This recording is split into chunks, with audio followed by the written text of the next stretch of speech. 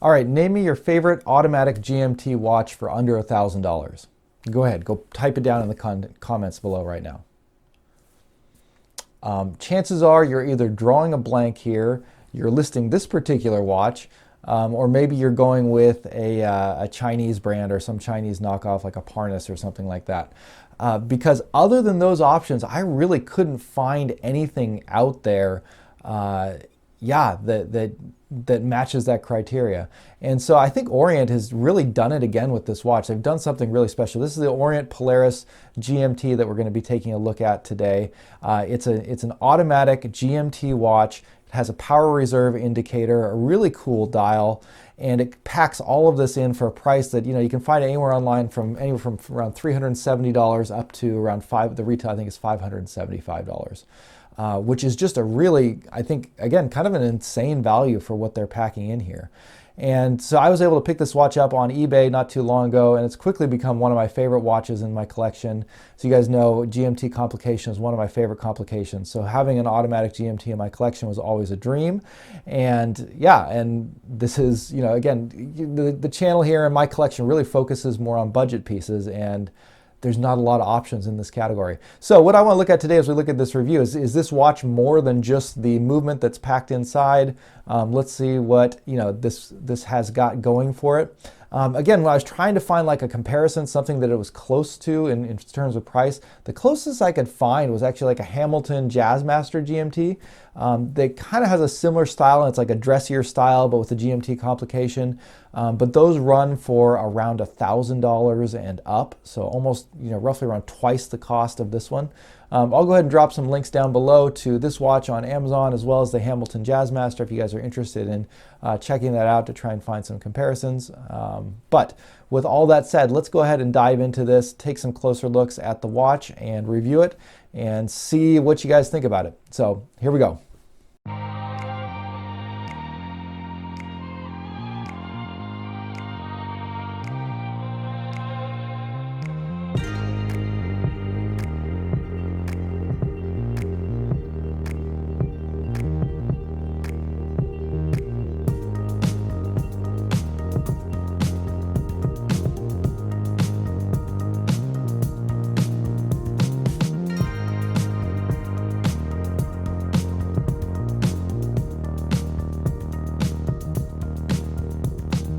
All right, as usual, let's go ahead and start with the dimensions and specifications of the watch. The diameter is 42 millimeters. Lugs are 22 millimeters, 48 millimeters lug to lug, and 12 millimeters thick.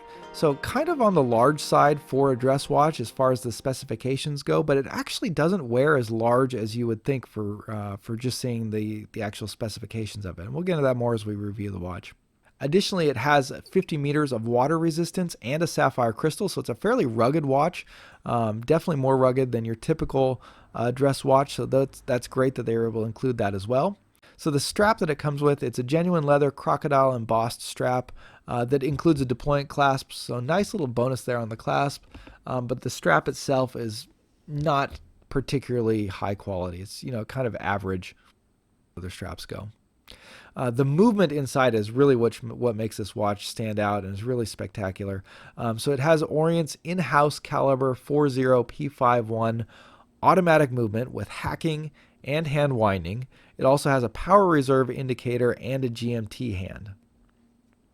So again, this is, I think, the really distinguishing feature of the watch, the movement, and then also I would say the dial design would be the other one.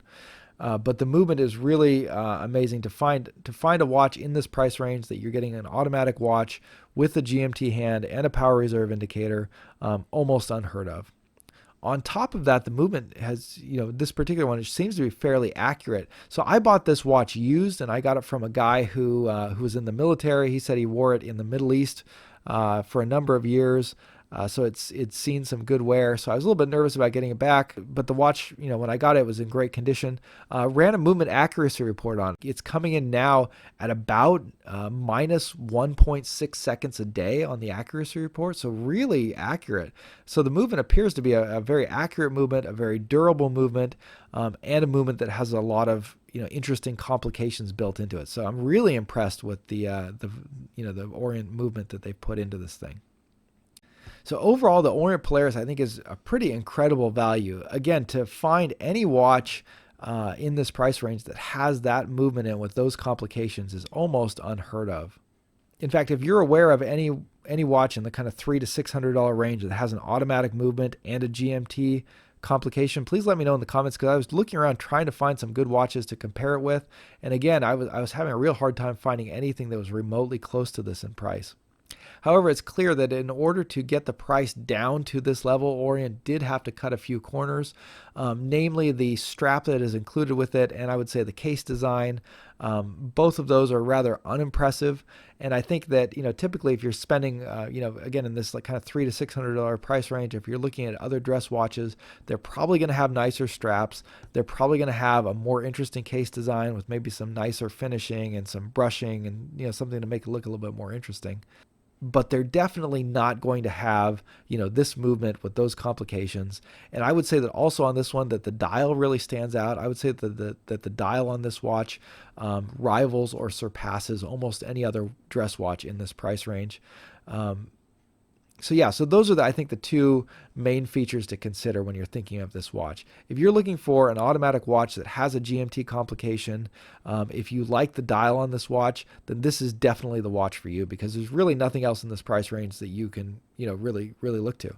But if you don't really care for GMT complications, or if the dial design doesn't really do it for you, this is probably not going to be the watch for you, and there'll probably be better watches out there from other brands that you can look at and look at if you're trying to pick up a dress watch.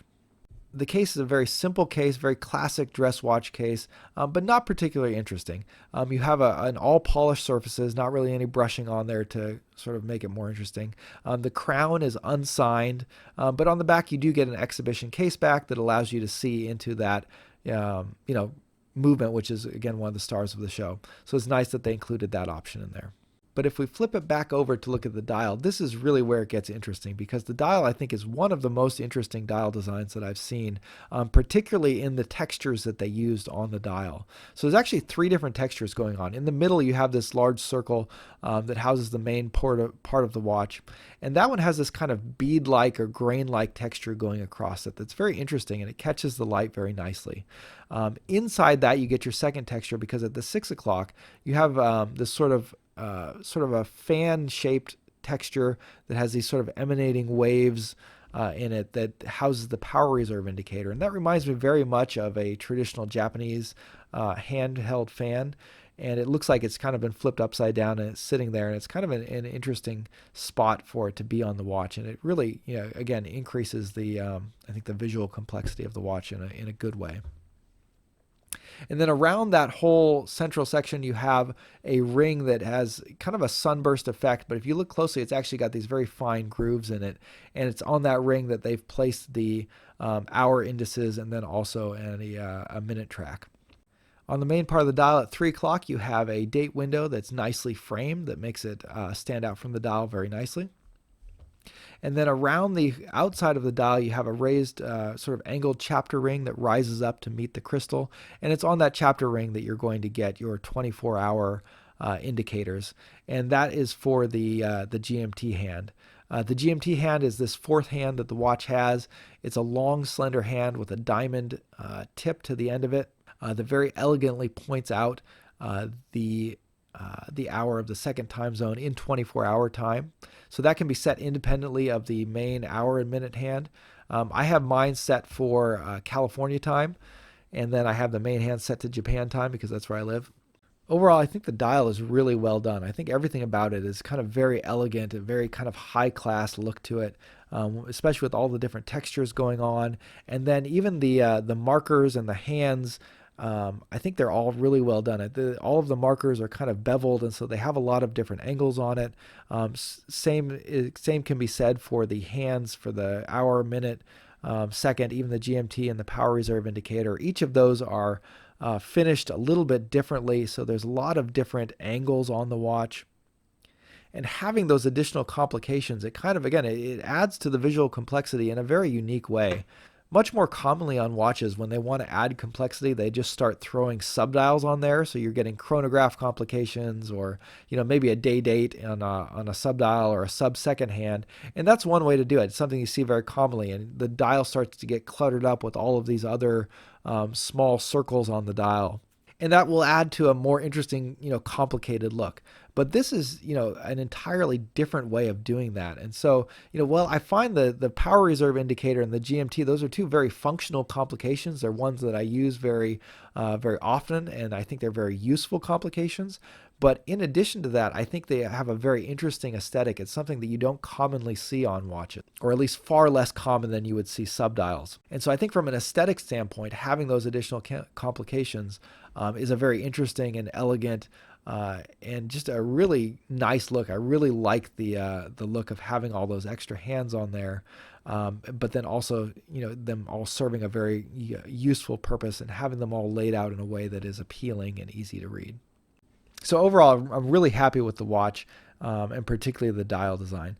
That said, there are a few drawbacks to the watch. Probably the biggest drawback for most people is going to be the size. If you have smaller wrists, it's probably going to be hard to wear this watch as a dress watch, so that is something to keep in mind. Again, it wears smaller than I think it looks on paper, but it is still a 42 millimeter diameter watch. It still is larger than your typical dress watch. But I would say that for anyone with a 7-inch wrist or larger, this would probably work completely fine as a dress watch. I have a 7.5-inch wrist, and again, when I look at it, it looks to me more like a 40 millimeter watch than a 42 millimeter watch.